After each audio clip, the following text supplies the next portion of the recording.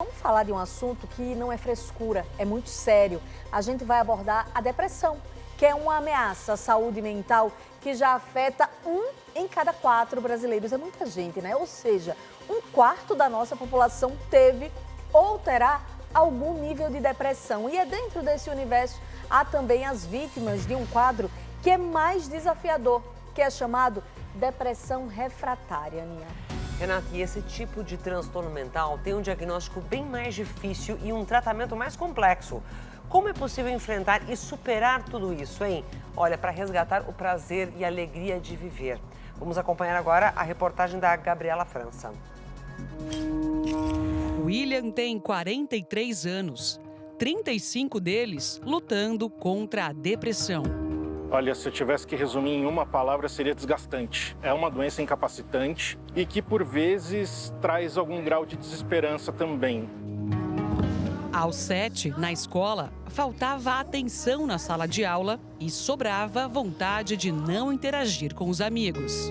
Eu não me sentia à vontade para brincar com os coleguinhas, não tinha vontade de participar do futebol, da educação física. E eu percebi ali naquele momento que já existia um pensamento bastante intrusivo e persistente de autodestruição, sabe? Eu cheguei a chorar em algumas aulas e o mais irônico é que, embora eu esperasse algum acolhimento por parte da escola, eu acabei sendo suspenso 2 vezes, porque eu manifestava esses pensamentos nas aulas e ninguém sabia o que fazer com isso, acreditavam que era alguma forma de rebeldia. Aos 20, William passou a fazer sessões de terapia e, logo na sequência, iniciou o tratamento com antidepressivos. Mas o corpo não reagia. Eu diria que a angústia é o principal ponto, porque ela te pega de tal forma que você não consegue fazer atividades de autocuidado, né? Escovação, higiene bucal, banho, encontrar pessoas, o básico você tem dificuldade para fazer. Sem enxergar uma luz no fim do túnel, ele optou pela internação. Os remédios começaram a me fazer mal.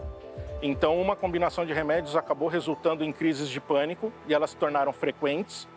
E uma noite eu estava em casa, num desses episódios de pânico, e eu pensei, não dá para conviver com isso. Eu preciso de uma ajuda mais aguda, eu preciso de uma intervenção mais aguda. Então eu busquei no plano de saúde um hospital que pudesse me acolher e lá fiquei.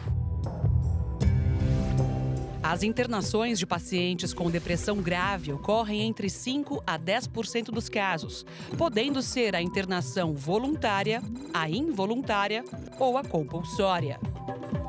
A voluntária é quando o sujeito maior de idade, ele escolhe deliberadamente em se internar, seja por um medo de atentar contra a própria vida, um medo a terceiros, por uma falha medicamentosa. Do ponto de vista involuntário, isso acontece quando é basicamente um familiar que acaba induzindo ou o próprio médico que acaba solicitando essa internação. E compulsório acontece quando é uma questão judicial, que se passa algumas horas determinadas e obrigatoriamente tem que notificar essa internação caso não tenha sido voluntária. Recentemente, o humorista Whindersson Nunes, de 30 anos, se internou voluntariamente para tratar a saúde mental. E ele já falou abertamente sobre a luta contra a depressão e a ansiedade. A internação voluntária é mais uma tentativa de vencer essa batalha. William passou 1 mês no hospital e ainda assim o corpo não respondia ao tratamento. Além dos medicamentos, ele fez sessões de um procedimento chamado eletroconvulsoterapia, que provoca alterações na atividade elétrica do cérebro, regulando os níveis dos neurotransmissores. Também tentou a estimulação magnética transcraniana, focada na área cerebral que atua na regulação do humor. Nada funcionou e, aos 38 anos, ele descobriu o motivo dos sintomas resistirem. William sofre de depressão refratária. Esse é um tipo de depressão que apresenta os mesmos sintomas de uma depressão comum. O que diferencia uma da outra é que, na resistente, o paciente não melhora com um tratamento convencional, usando 1 ou mais medicamentos antidepressivos. E quando os sintomas finalmente aliviam, rapidamente eles voltam. E o paciente, quando percebe que os medicamentos não estão ajudando, acaba perdendo a esperança e a qualidade de vida. A depressão refratária é um quadro clínico super importante porque leva um prejuízo enorme para as famílias e para os pacientes e configura cerca de 10% dos casos depressivos, ou seja, 1 a cada 10 pessoas que vão ter depressão vão ter a depressão refratária. Quando a gente usa o primeiro tratamento, a primeira escolha, que é o uso de antidepressivo, a psicoterapia com psicólogo, o paciente não melhora, a gente parte para um segundo tratamento, uma troca medicamentosa, a gente troca até de classe, de família de medicamento e não melhora, a gente diz que é refratário.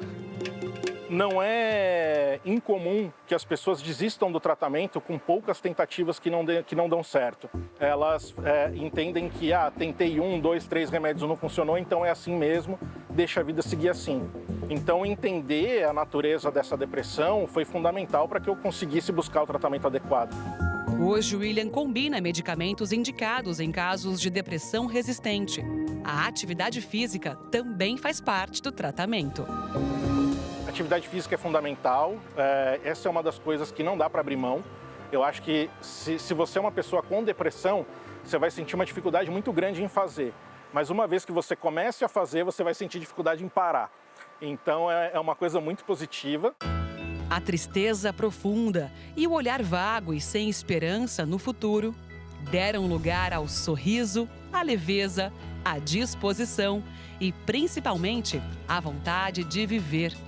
É esse o recado que o William faz questão de deixar compartilhando sua história. É preciso persistir. É muito raro acertar de primeira. Às vezes acontece de você de experimentar mais de um remédio. Mas o que eu diria é, não desista de tentar, né? Eu levei 23 anos para descobrir a minha forma de sair disso. Estou muito feliz por estar conseguindo sair, por estar conseguindo viver.